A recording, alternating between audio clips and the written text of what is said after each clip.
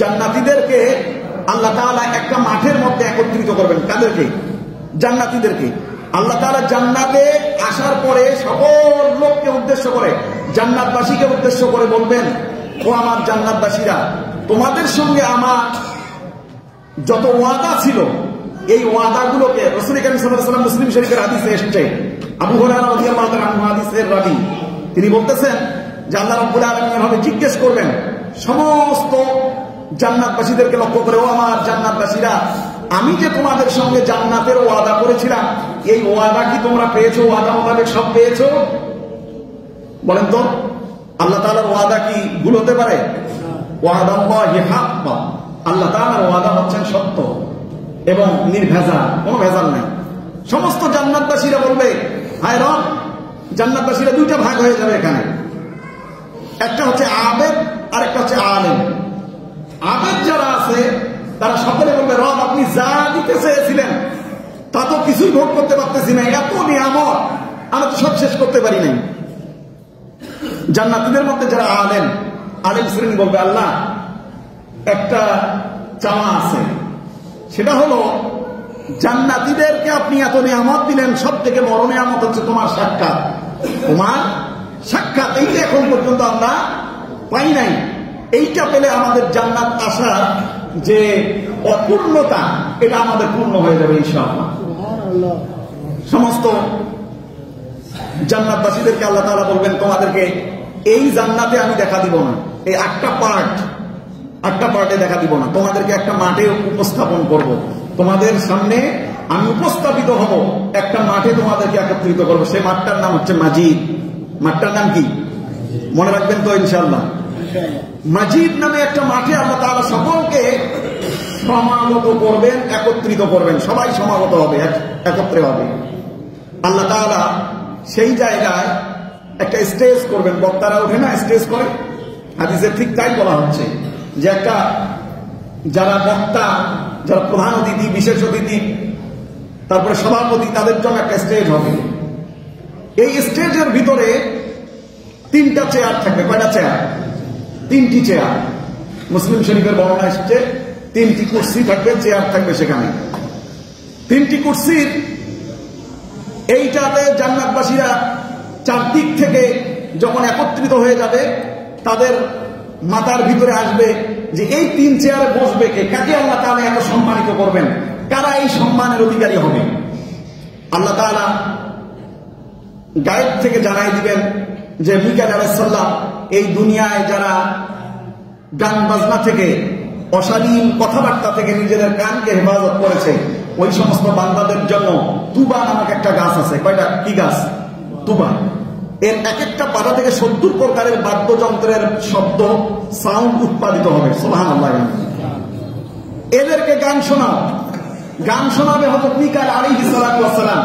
তিনি তার সুরভিত কণ্ঠে তিনি এই জান্নাতবাসীদেরকে গান শোনানোর ব্যবস্থা করবেন।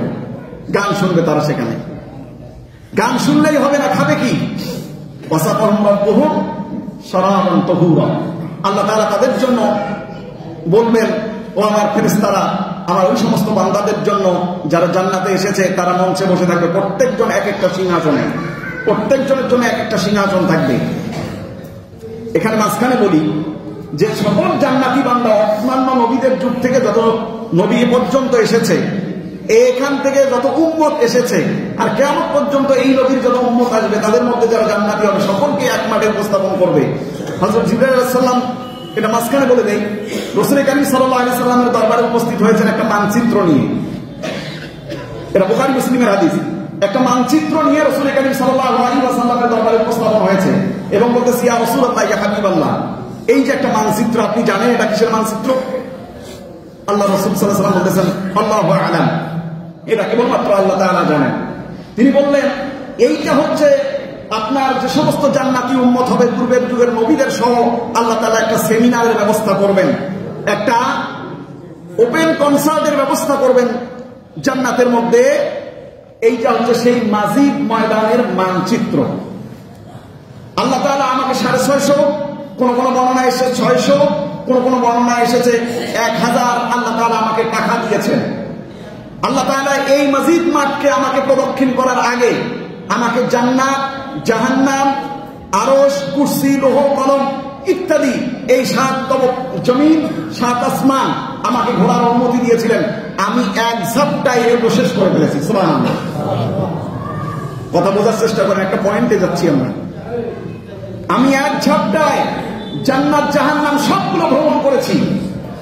আমার এই 600 পাখার একটা পাখারও বিশ্রামের প্রয়োজন নেই। এক ঝাপটা দিয়ে, এক পাখা দিয়ে আমি সব শেষ করছি। কিন্তু যেদিন আল্লাহ তাআলা আমাকে এই মসজিদ নামক মানচিত্র দিলেন আর বললেন তুমি এই ময়দানটা ঘুরে আসো, আমি একটা পাখা দিয়ে উড়ানো শুরু করেছি, 2টা পাখা দিয়ে উড়ানো শুরু করেছি, 3টা পাখা দিয়ে উড়ানো শুরু করেছি। এভাবে করে আমার 600 পাখা দিয়ে আমি উড়ানো শুরু করেছি। মসজিদ মাঠ সম্পর্কে আল্লাহকে বলেছি, আল্লাহ আমি তো হাঁপিয়ে গেলাম, এই মাঠের শুরু কোথায়, শেষ কোথায় তুমি বলে দাও।